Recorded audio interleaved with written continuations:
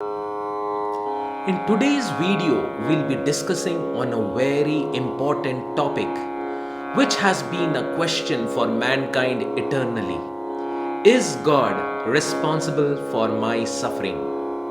Sometimes we think that a young child is born with a blind eye and he's born to a very poor family which can't even feed the child, and we feel, how could God allow such a terrible suffering of the innocent people?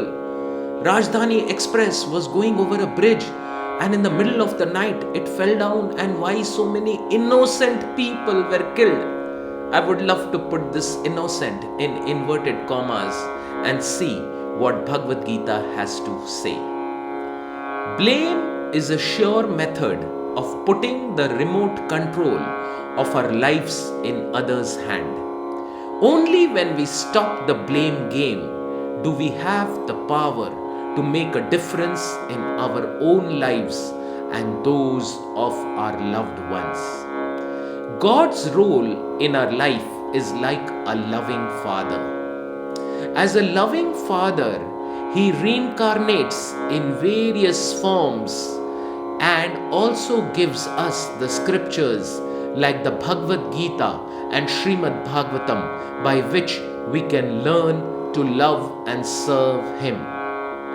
In the 4th chapter, Bhagavad Gita, 7th shloka, Krishna is telling, whenever and wherever there is a decline in religious practice, descendants of Bharata, and predominant rise of religion, that time I myself descend.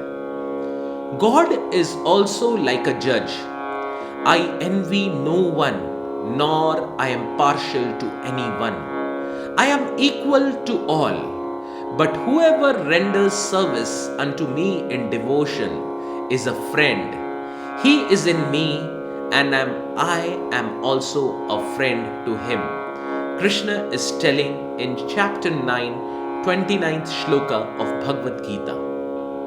The law of karma states that for every action there is a definite reaction. As Jesus said that as you sow, so shall you reap.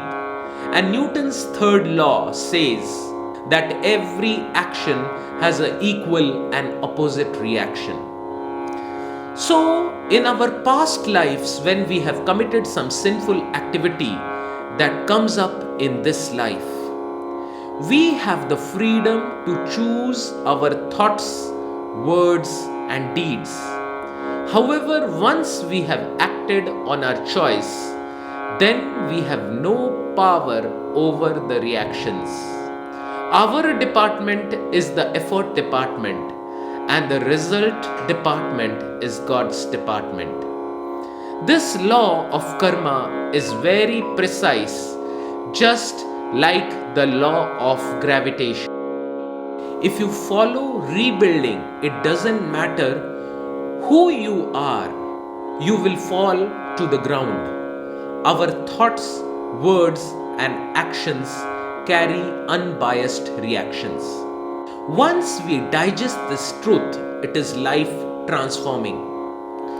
You know that if by our past choices we have attracted our current situation, then by our current choices we can influence our next experience, and we could also choose the divine attitude of expressing love and gratitude to Krishna. Our past choices determine our current situation.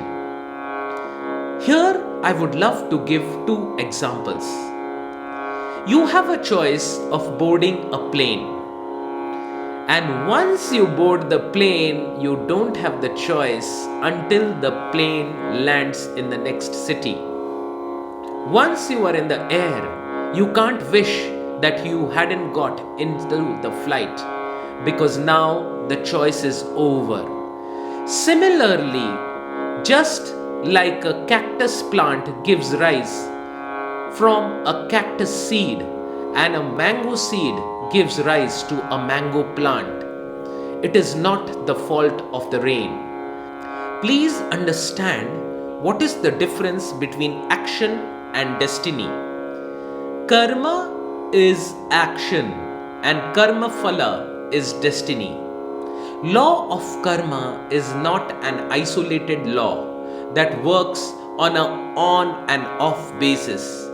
Rather, it is a continuous cycle and keeps track of all our past lives right from when we entered into the material world. Just imagine how subtle and precise the law is when it maintains such mind boggling data and perfectly executes the law of countless living entities in the world. The example is given just like a small calf exactly knows which is the mother cow in front of thousands of cows. The karma of a person exactly hits him in the lifetime.